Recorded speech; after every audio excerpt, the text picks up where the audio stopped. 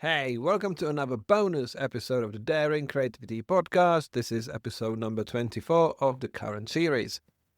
I'm here to unpack some of the gems from this week's conversation, pulling out those moments that deserve a second look, and digging deeper into what makes them special. I'm always on the lookout for the moments and ideas that hit different. This week, I spoke to Jono McCleery, a singer-songwriter who bridges folk, jazz, and electronic music while maintaining an unwavering commitment to creative authenticity.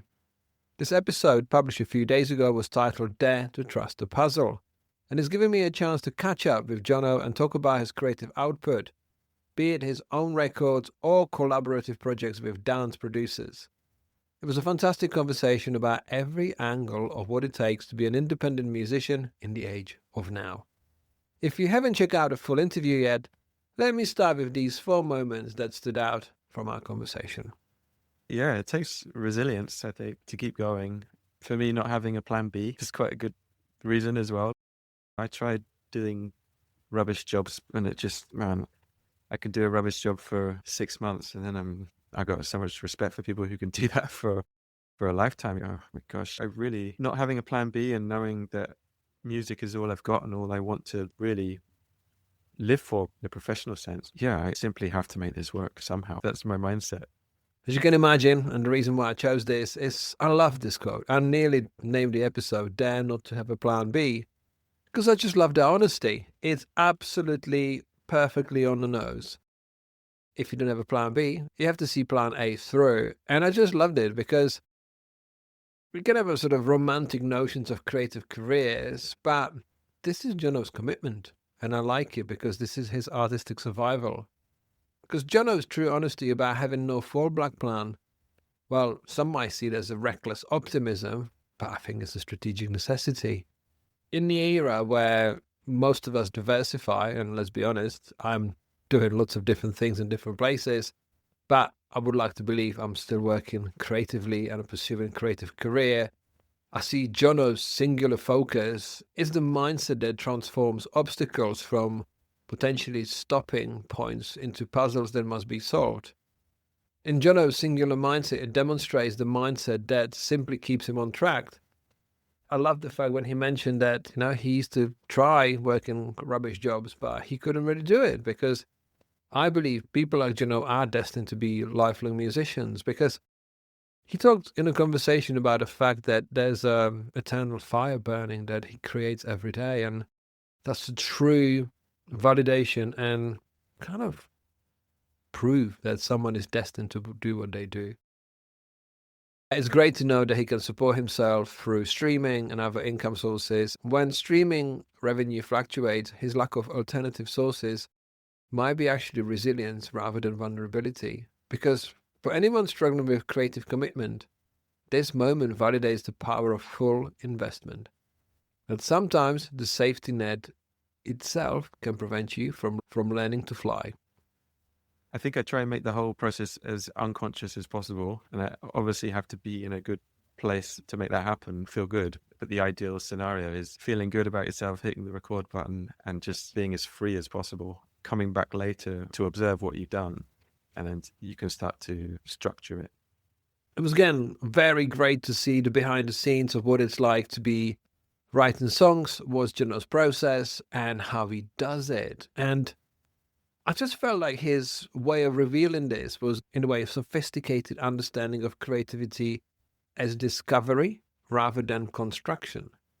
And I'm sure that makes sense now, because by prioritizing his unconscious creations over conscious crafts, he taps into something more authentic than what deliberate planning typically yields.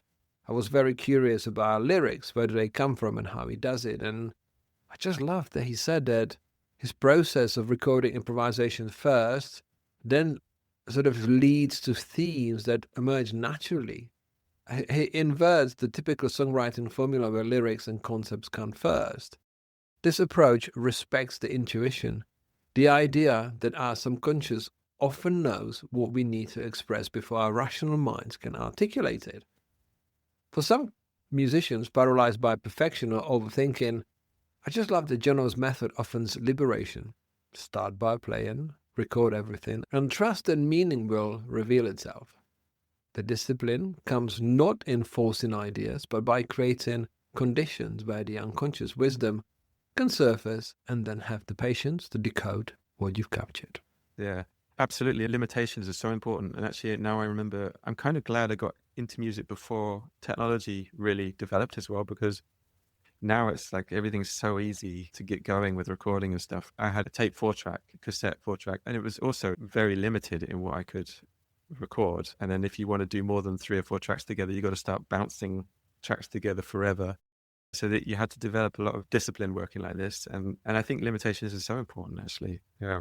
Otherwise, it can be easily overwhelming what's possible to do. In the age of infinite digital possibilities, Jono talks about the constraints as a creative catalyst.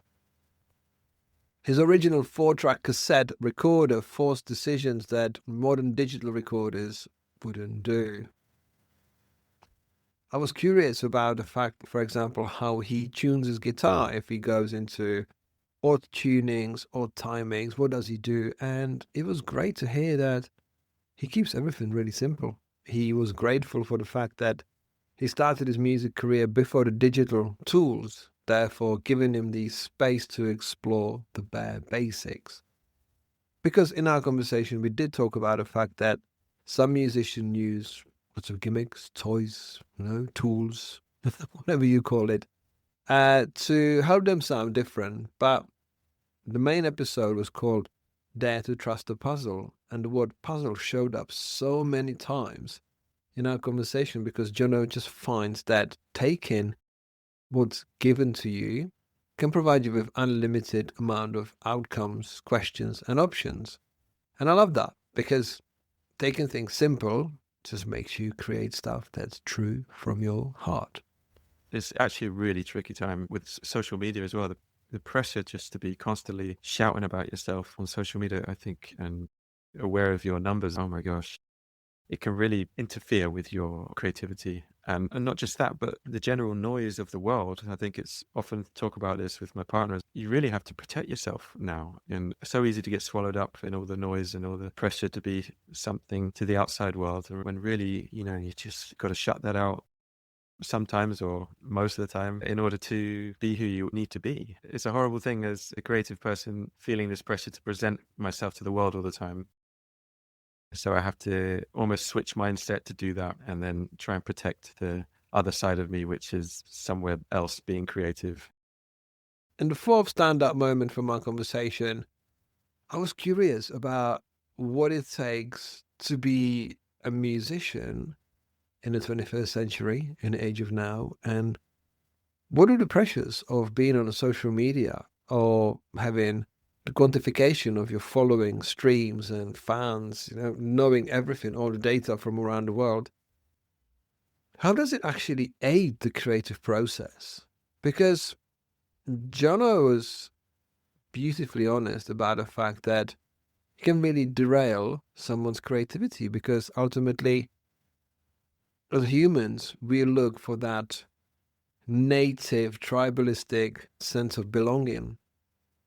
We want to know that we are accepted, that we are understood, and you can't see any more of this in the behavior of musicians because they express their souls through sometimes elaborate record-making process, which in Jono's case can take a few years.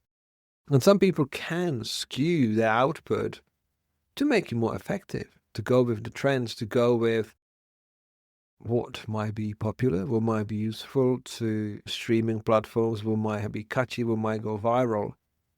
But one of the reasons why I wanted to chat to Jono was the fact that I wanted to see how someone so devoted to his craft, to his output, and who's doubled down on who they are, is really thinking and who's really sort of producing this work. So I really cherished my conversation with Jono because he was very honest about how you can operate, how you can survive, how you can thrive in a current scenario where, in Jono's admission, the process of just being a musician, producing albums, all of that can get really too much. But ultimately, him not having a plan B makes the plan A just that more valuable, filled with all sorts of tools and skills needed to see the journey through, be it resilience, compromise, compassion, empathy, willingness to try. So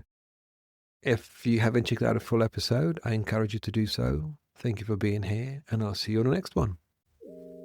If you enjoyed this episode and would like more accessible resources to help you discover your daring creativity, you can pick up one of my books on themes of mindful creativity, creative business, branding, and graphic design.